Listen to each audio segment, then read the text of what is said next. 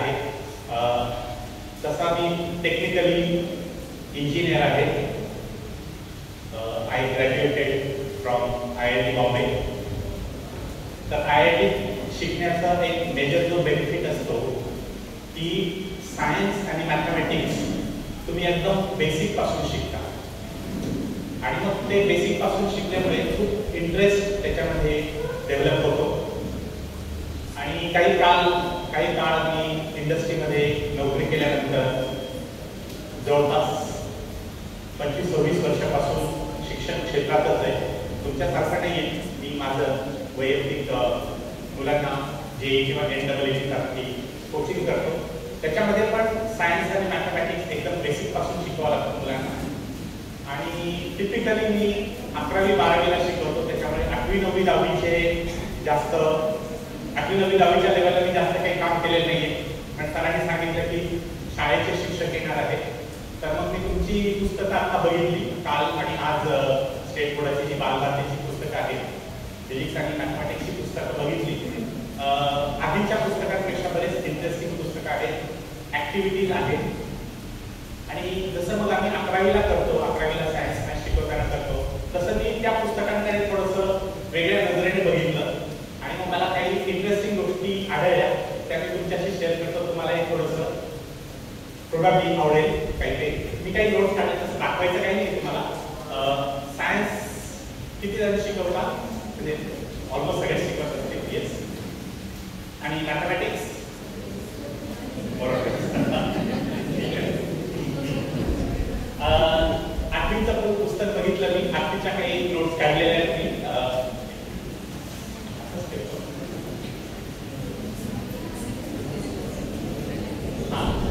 8वीला pressure वगैरे एक concept आहे.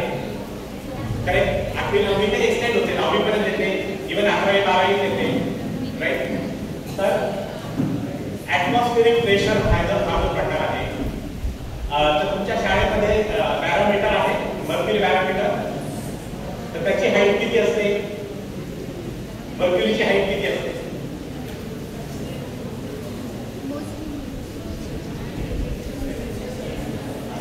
नाही आहे ना? ओके. तर ते त्याची कन्सेप्ट मुलांना तुम्ही समजून सांगितलं आहे की एक मोठी आपण जर ते घेतली, जवळपास 1 मीटरची ट्यूब घेतली आणि त्याच्यात मर्क्युरी गच्च भरला, वरून बंद केला आपण आणि असं मर्क्युरीच्या टबमध्ये इन्व्हर्ट केलं, तर ती मर्क्युरीचे कॉलम 76 सेंटीमीटर होते. तर ती 76 सेंटीमीटर होते म्हणून ॲटमॉस्फेरिक प्रेशर एवढं असतं. तर एवढं असतं हे तुम्ही त्यांना करून दाखवलं का कसं असतं? नाही. ओके. हे नको. नाही, हे नको.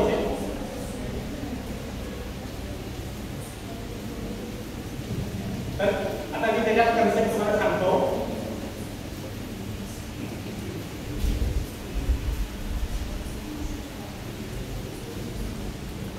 दिसतंय मागे? ओके. इथपर्यंत मर्क्युरी भरलेला आहे आणि हे मर्क्युरीचा टब आहे. तर ही जी हाईट आहे ती 76 सेंटीमीटर असते आणि ती येते. इथे वर काय असेल?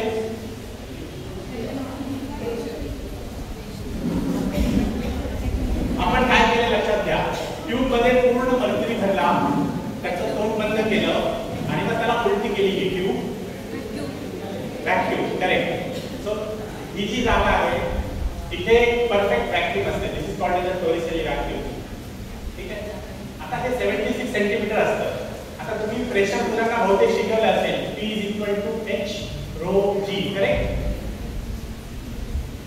हे केलेलं आहे का की नाही केलेलं? सॉरी.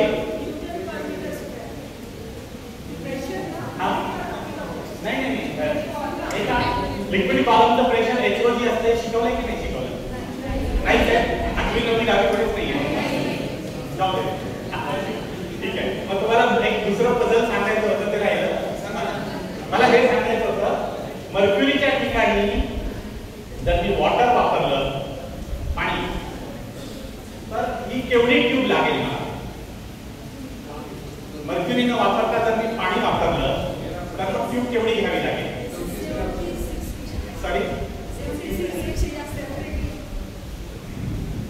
तर असे प्रयोग विद्यार्थ्यांना द्या, इफ पॉसिबल. तुमच्याकडे माहित आहे की नाही माहित नाही, इफ तुम्ही करून ते करू शकता प्रयोग, पण त्याला थोडंसं त्या टाईपची ट्यूब लागेल. म्हणजे instead of using mercury you can use water, पण त्याला ट्यूब खूप मोठी लागेल, तर ती किती मोठी लागेल. तर याच्यावर मुलांना थोडंसं इन्व्हेस्टिगेट करायला लावा. राईट, समजा हेच हाच सेटअप असाच्या असा आपण नेऊन समजा माउंट एव्हरेस्टला नेला, तर मग हे 76 सेंटीमीटर राहील, कमी होईल, जास्त होईल, हे विद्यार्थ्यांना विचारा. आणि का, आणि त्यांना हे 2 पॉईंट द्या, इथे एक पॉईंट द्या, एक इथे एक पॉईंट द्या, आतमधला 2, आणि या 2 पॉईंटवर लक्ष द्यायला सांगा. Based on this 2 point let them investigate this. उत्तरं देऊ नका विद्यार्थ्यांना, let them find out. See, curiosity जागृत करायची तर लगेच उत्तरं नसतात द्यायची, लगेच शोधायचे पण नसतात. Let them work on it. तुम्ही खेड्यावरचे बरेचसे लोक आहात, तर शेतकऱ्याला विचारा की पंप खाली कधी उतरवावा लागतो. विहिरीमध्ये पंप खाली उतरवावा लागतो, तो कधी उतरवावा लागतो हे विचारा, म्हणजे त्याला उत्तर मिळेल. ओके, ठीक आहे. नंतर अजून एक मी टॉपिक वाचला तुमच्या पुस्तकामध्ये, बॅलन्स अँड अनबॅलन्स फोर्सेस आहे असं, राईट. तर छोटे छोटे एक्झाम्पल आहेत, असं काहीतरी ठेवलेलं आहे. इकडून एक वजन लावलेलं आहे, इकडून एक वजन लावलेलं आहे, अनबॅलन्स फोर्स कळला. आता त्यांना थिंकिंग मोडमध्ये जर तुम्हाला टाकायचं असेल तर नेचरमध्ये खूप गोष्टी बॅलन्स्ड आहेत, पण एक फोर्स कंटिन्युअसली लागत असतो. कोणता? ग्रॅव्हिटी. आता तुमच्या डोक्याच्या वर हा बीम आहे, दिसतोय ना, सारवा, तो स्टेशनरी आहे, म्हणजे net force on that beam is 0. Balancing तर तेच कन्सेप्ट आहे, पण ग्रॅव्हिटी तर लागतोच आहे ना त्याच्यावर, पण त्याला बॅलन्स कोण करतंय?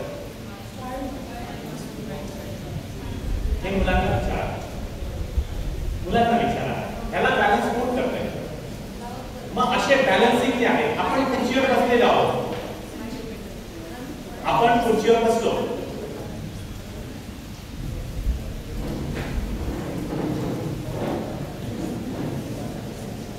बॅलन्स आहे, ग्रॅव्हिटी माझ्या बॅक होते, राईट.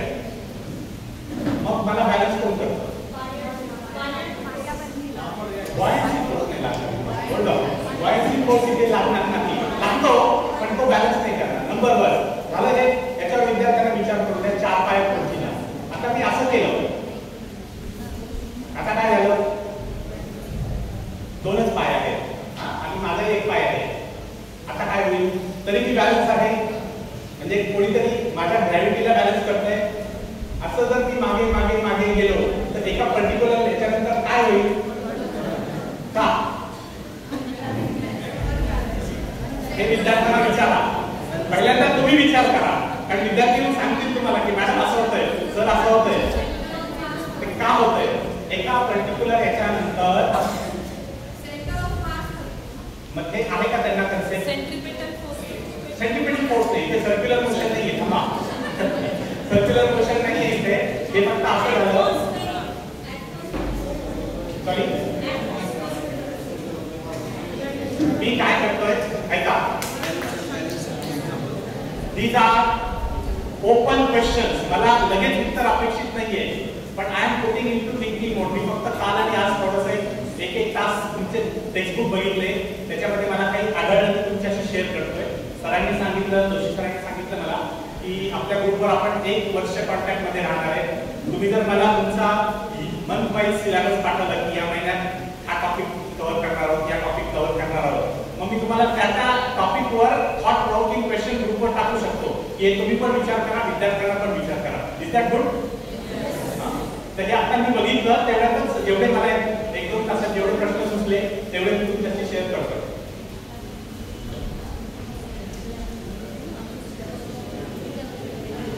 आर्किमिडीज प्रिन्सिपल आहे, मला वाटतं 9वीला आहे, 8वीला, सॉरी 8वीला मी येताना लिहून ठेवली. आर्किमिडीज प्रिन्सिपल फार इम्पॉर्टंट आहे. जेईला, जेई मेन, जेई ॲडव्हान्स आणि डबल-ईटीला पण त्याच्यावर क्वेश्चन येतात. तर याच्यावर खूप चांगले एक्सपिरियन्स तुम्हाला, म्हणजे साधे सोपे, काही खर्च न येता तुम्हाला याच्यावर एक्सपेरिमेंट करता येतं. एक जरा इंटरेस्टिंग एक्सपेरिमेंट असा करता येतो तुम्हाला.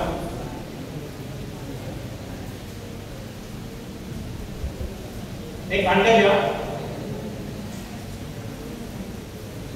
त्याच्यात पाणी घ्या,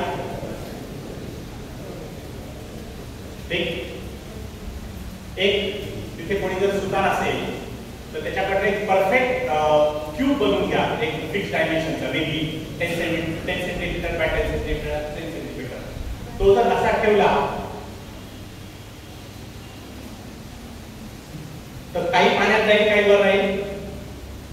तो वर किती राहील हे पहिल्यांदा कॅल्क्युलेशन काढून घ्या. हा पार्ट किंवा हा पार्ट मोजा, यू कॅन मेजर दॅट, आणि त्याच्यावरनं त्या वूडची डेन्सिटी काय आहे तुम्हाला कॅल्क्युलेट करता येईल. तुम्हाला पहिल्यांदा ॲज अ टीचर स्वतः कॅल्क्युलेशन करावं लागेल. हा पार्ट नंबर 1 झाला, तर वूडची डेन्सिटी येऊन जाईल तुम्हाला. आता याच्या पुढचा इंटरेस्टिंग पार्ट आहे, जे मुलांना तुम्ही जे केलं ते समजून सांगा. त्याच्यानंतर याच्यावर असं किती वजन ठेवायला पाहिजे की हा पार्ट पूर्ण इथपर्यंत असा होईल. त्या लाकडी ब्लॉकवर किती वजन ठेवलं पाहिजे म्हणजे तो ब्लॉक आपली त्या पाण्याच्या लेवलला येऊन पुढे, हे पहिल्यांदा कॅल्क्युलेट करा आणि मग तेवढं वजन त्याच्यावर ठेवून तो बुडतोय का बघा. Very very interesting. तुमच्याच सिलेबसचा आहे, बाकी बाहेरचं लावून देत नाही. सेम आर्किमिडीज प्रिन्सिपल शिवाय दुसरं काहीच वापरायचं नाही तुम्हाला. पण हे सगळं तुम्ही करू शकता. सायन्स आणि मॅथ्स इंटरेस्टिंग बनवायचं असेल तर विचार करावा लागतो पहिल्यांदा शिक्षकांना. मग तो आपण जो विचार केला तो पहिल्यांदा कॅल्क्युलेशन करून चेक करायचा की आपण करतोय तो बरोबर आहे का. थोडेसे आपण एक्सप्लेन करून बनवायचे आणि मग मुलांना थोडंसं इंटरेस्टिंग पद्धतीने करायचं. जर मी सांगितलं की त्या लाकडी ब्लॉकची डेन्सिटी पहिल्यांदा काढून बघा तुम्ही, राईट, आणि मग किती वजन ठेवताय ते काढून बघा. तर हे जमेल, करून बघा. नसेल आलं तर ग्रुपवर टाका की जमत नाहीये, मग सर किंवा कोणी पण ते सोपा प्रश्न आहे, तसा काही फार मोठा नाही, समोर विल आन्सर. ठीक आहे. तर हे आर्किमिडीज प्रिन्सिपलवर करता येतं. बाकीचे छान एक्सपेरिमेंट तुमच्या पुस्तकामध्ये पण आहे, ते पण तुम्ही करा. त्याला काय खर्च आहे काहीच नाही, पण याच्यातून जे कळेल ना तुम्हाला एक्सपेरिमेंट म्हणजे आर्किमिडीज प्रिन्सिपल ते कळेल. आर्किमिडीजची स्टोरी माहिती आहे ना तुम्हाला. त्याला प्रॉब्लेम काय दिला होता राजाने,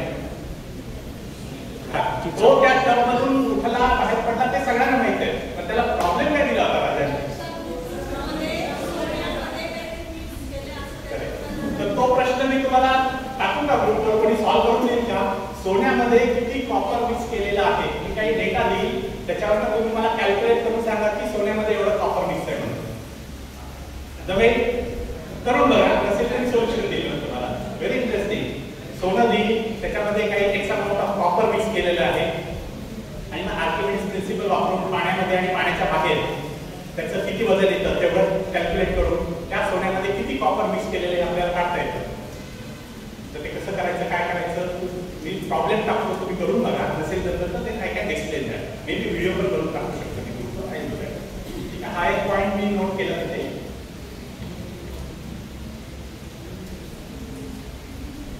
करंट इलेक्ट्रिसिटी हा पण आहे टॉपिक, 2-3 इयत्तेमध्ये आहे. आपण मुलांना सांगतो की current is a flow of positive charge. Electron flow actually होतात इलेक्ट्रॉन, पण current is considered to be flow of positive charge. बरोबर आहे.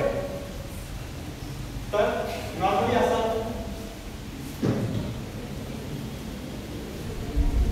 इथे काढतो नॉर्मली.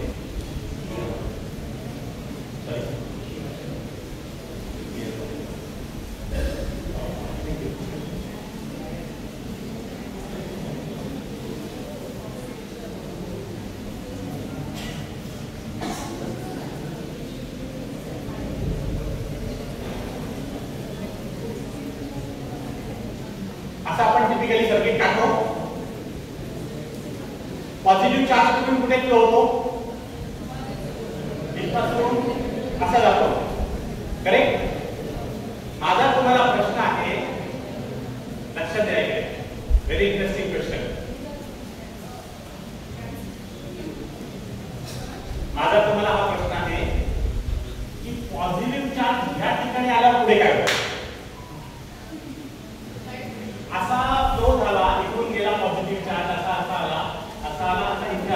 पुढे काय होतं?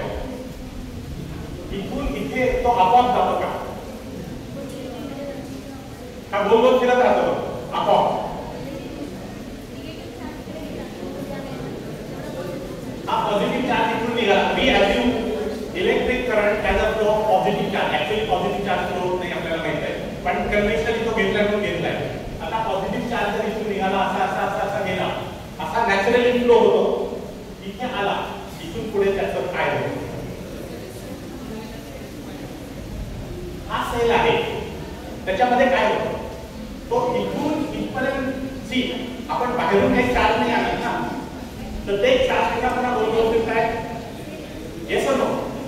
हा इथून तर आपोआप निघाला, असा गेला, असा.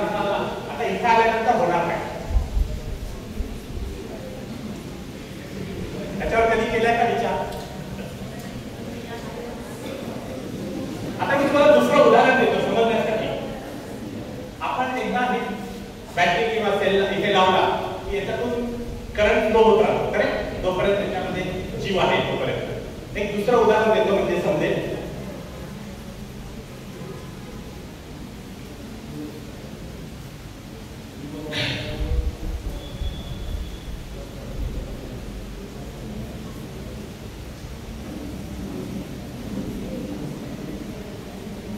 हे पण आहे तुमच्या एका कुठल्या तरी डिव्हिजन मध्ये, हायर पोटेन्शियल, लोअर पोटेन्शियल मध्ये. कुठल्या डिव्हिजन, कुठल्या स्टँडर्डला माहिती नाही? ठीक आहे. इथे एका वरच्या टँक मध्ये पाणी आहे, तिथून एक पाईप लावला आहे आणि खालच्या टँक मध्ये पाणी पडतंय, करेक्ट? तर इथून पाणी आपोआप इथपर्यंत फ्लो होईल का खाली, वरून खाली?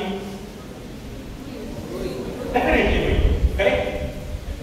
आता या पाईप मधनं जर मला कंटिन्युअसली फ्लो पाहिजे असेल तर काय करावं लागेल? सगळं तर पाणी इथे आलं, आता काय? नाही, हेच पाणी वापरायचंय मला. वरून आता नाही पाणी टाकायचं, हेच पाणी वापरायचंय.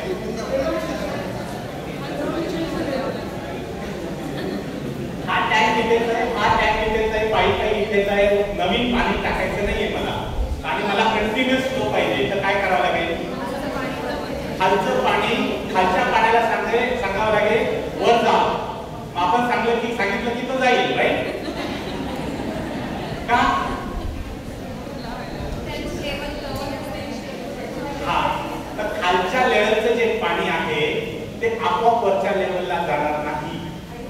ओके, तर तिथे आपल्याला वर्क करावं लागतं. म्हणजे इथे पंप लावावा लागेल तुम्हाला एखादा, किंवा कोणाला तरी उचलून हे पाणी ज्यावेळेस तुम्ही इथे टाकाल तर हे हा फ्लो कंटिन्युअस राहील. सेम लॉजिक इकडे येतं ज्यावेळेस तुमचं असं सर्किट असतं.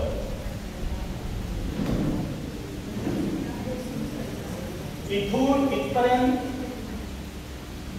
तुमचा जो पॉझिटिव्ह चार्ज आहे तो आपोआप फ्लो होतो,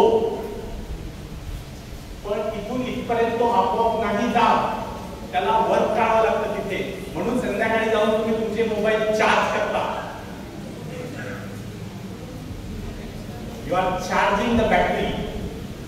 तुम्ही ते इथले जे काही पॉझिटिव्ह चार्जेस आहेत ते उचलून ऍक्च्युअली असे उचलून इकडे ठेवता, मग ते पुन्हा फ्लो होतात.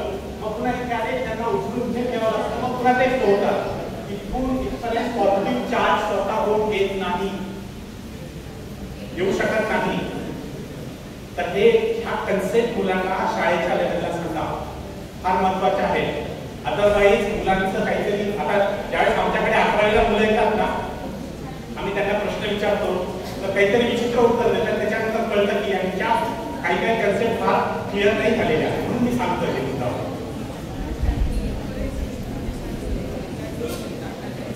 आपल्याकडे 7 मिनिटं आहेत. अजून एक आहे तुमच्या पुस्तकामध्ये न्यूटन सेकंड लॉ. तर त्याच्यात rate of change of momentum वगैरे वगैरे वगैरे सगळं आहे. आणि त्याच्यात एका ठिकाणी लिहिलंय F is equal to K times ma आणि कंसात लिहिलंय K is equal to 1. आठवतंय का? जे फिजिक्स शिकवतात त्यांना आठवत असेल. का बरं K is equal to 1 आहे? नो नो K1 का आहे F is equal to K times M लिहिलंय आणि कंसात तिथे लिहिलंय मी वाचलं पुस्तकात K is equal to 1. तुम्ही असं विचारलं नाही का कोणाला की का 1 आहे?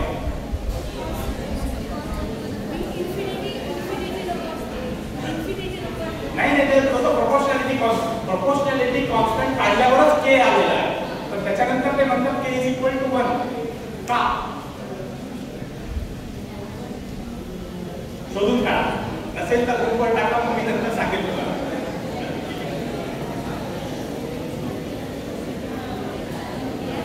एक हा थोडासा जनरल क्वेश्चन आहे लक्ष द्या. ब्लॅक होल माहित आहे? ब्लॅक होल ऐकलं असेल तुमच्या पुस्तकात पण आहे. Newton's first law of motion every body continues to be in the state of rest or in the state of uniform motion ह्याचा आणि ब्लॅक होलचा काही संबंध आहे का? Newton's first law of motion आणि ब्लॅक होल याच्यामध्ये काही संबंध आहे का? ओपन क्वेश्चन आहे विचार करा. उत्तर द्यायची काहीच नाही नाहीये नंतर ग्रुपवर टाका. कशाशी? नाही ब्लॅक होलच्या केस मध्ये 9.8 तर कुठेच येत नाही पण न्यूटन्स फर्स्ट लॉ ऍक्च्युअली काय सांगतो हे तुम्हाला व्यवस्थित कळेल. ब्लॅक होल काय असतं ब्लॅक होलचं काम काय आहे न्यूटन्स लॉ त्याच्याशी कसे तुम्हाला बऱ्यापैकी याच्यावर विचार करावा लागेल. मी असाच काही एक चित्र दिसलं कुठल्या तरी एका चॅप्टर मध्ये इव्होल्युशन ऑफ स्टार लाईफ असं काहीतरी आहे. स्टारच्या वेगवेगळ्या स्थिती आहे मग म्हटलं हा एक प्रश्न तुम्हाला विचारावा असा आहे. ठीक आहे ते झालं आणि ओके एका ठिकाणी कायनेटिक एनर्जी आणि पोटेन्शियल एनर्जी असं कन्सेप्ट येते बघितलेली राईट.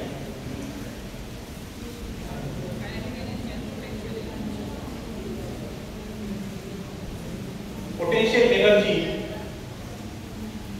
तुमच्या पुस्तकात अशी दिलेली आहे करेक्ट. H काय आहे आणि कुठून मोजायचे? कुठून मोजायची?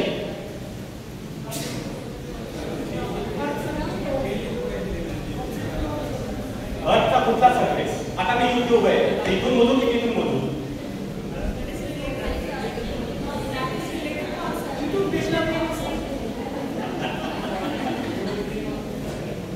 ओके दुसरी गोष्ट हा मोबाईल आहे आता हा टेबलवर ठेवला तर तुम्ही म्हणाल याची पोटेन्शियल एनर्जी 0 आहे. हा आता आता व्हायला आता काय करायचं?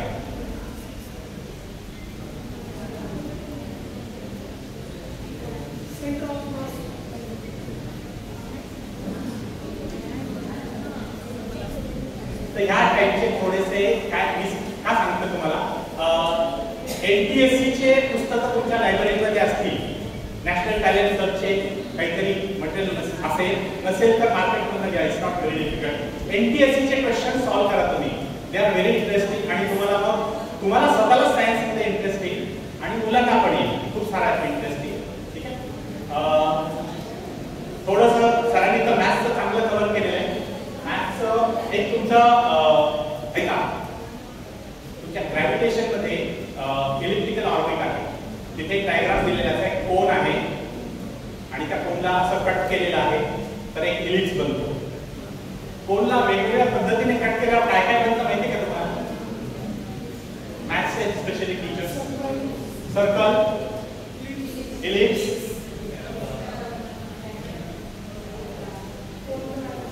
Circle ellipse parabola hyperbola.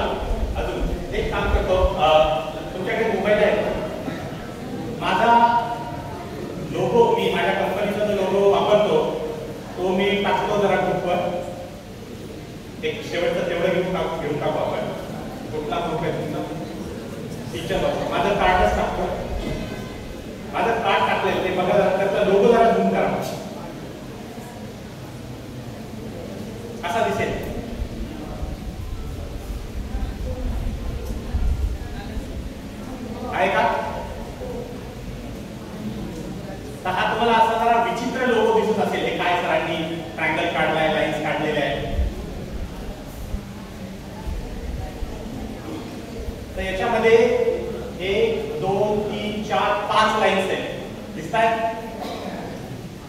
Lines आहेत. एक सरळ लाईन आहे उभी वरपासून त्या अॅपेक्स वर्टेक्स मधून जाणारी. आता हा आहे कोन, हा आहे कोन. ह्या कोनला आपल्याला कट करायचं आहे. म्हणजे थोडक्यात तुम्ही असं इमॅजिन करा, एक आपण गाजर घेतलं, कोनिकल गाजर, आणि हे मुलांना आपण इझिली सांगू शकतो. वेगवेगळे शेप तुम्ही करू शकता. गाजर असं उभं ठेवायचं, त्याला एक व्हर्टिकल असं कापायचं. ही मधली उभी लाईन आहे, राईट. ती लाईन गाजराला असं दोन पार्ट असे ट्रायंगल दिसेल गाजराला. तर टेक्निकली आमच्या मॅथमॅटिक्सच्या भाषेत these are called as pair of straight lines. एखाद्या कोनला जर मी असं ऍक्सिस मधनं कापलं तर I will get pair of straight lines. त्याचे इक्वेशन्स असतात, ते वेगळी गोष्ट आहे. हा पहिला पार्ट झाला. त्या वरच्या याच्यातून एक ही जी लाईन आहे, ऍक्च्युअली इथे दाखवता येईल का?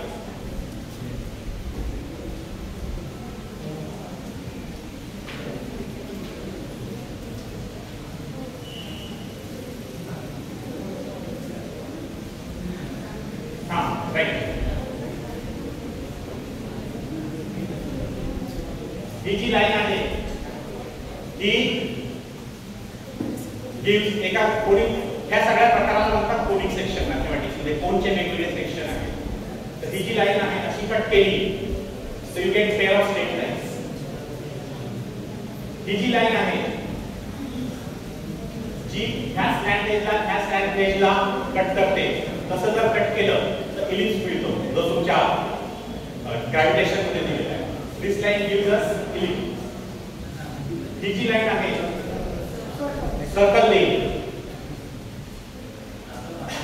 ही जी लाईन आहे हा स्लॅंट एजला जर पॅरलल मी कट केलं, आणि हे मुलं करू शकतात, त्यांना क्लिअरली एक्सप्लेन करा. या स्लॅंट एजला असं केलं की जो शेप दिसतो तिथे दॅट इज पॅराबोला, आणि ऍक्सिसला पॅरलल इथून जर कट केलं तर ऍक्च्युअली कोन जो आहे ना तो असा असतो आणि इथे खाली असा असतो. तर ही लाईन जर अशी कट केली तर इथे एकदा कट करेल आणि खाली एकदा कट करेल, तर एक कर्व असा येतो आणि एक कर्व असा येतो. That is called as hyperbola. तर हे सगळे जे कर्व्स आहेत ते तुम्हाला पुस्तकामध्ये ग्रॅव्हिटेशन मध्ये फक्त इलिप्स दाखवलाय, कोन दाखवलाय आणि फक्त सर्कल, इलिप्टिकल सर्कल दाखवलाय. तर त्याच्या अनुषंगाने मुलांना हे पण सांगा की कोनिक सेक्शन मध्ये अजून गोष्टी आहेत. पहिल्यांदा हे तुम्ही इंटरनेटवर आहे, हे सगळं तुम्ही स्टडी करा हे, आणि हे मुलांना करायला लावा. साधं एक गाजर घ्यायचं, वेगवेगळ्या पद्धतीने कापून कापायचं. ह्याने interesting day to day life मध्ये सगळं आहे. सायन्स सगळं आपल्या आजूबाजूला आहे, फक्त त्यांना बघायला शिकवा. That's it. आज 32-33 झालेले. तर I hope this input was good. चांगलं काम करा, वर्षभर संपर्कात राहा, चांगलं काम करू, विद्यार्थ्यांचं भलं होईल या सगळ्या प्रकारांमध्ये. आणि बेसिकली आपल्याला आम्ही सर वानप्रस्थाश्रमाच्या मार्गावर आहोत. तर तुम्हाला नवीन पिढीला घडवायचं आहे आणि we have to make them smart. आपण मुलांना आपल्या मुलांना स्मार्ट बनवलं तरच आपला भारत स्मार्ट होईल. ओके, फक्त ChatGPT चांगलं वापरता आलं म्हणजे मुलगा स्मार्ट होत नाही. मुलाला विचार करायला प्रवृत्त करा. त्याच्या आधी तुम्ही विचार करा, तुम्ही कॅल्क्युलेशन करा आणि मग मुलांना सांगा. या पद्धतीने काम करा तर भारताची भविष्य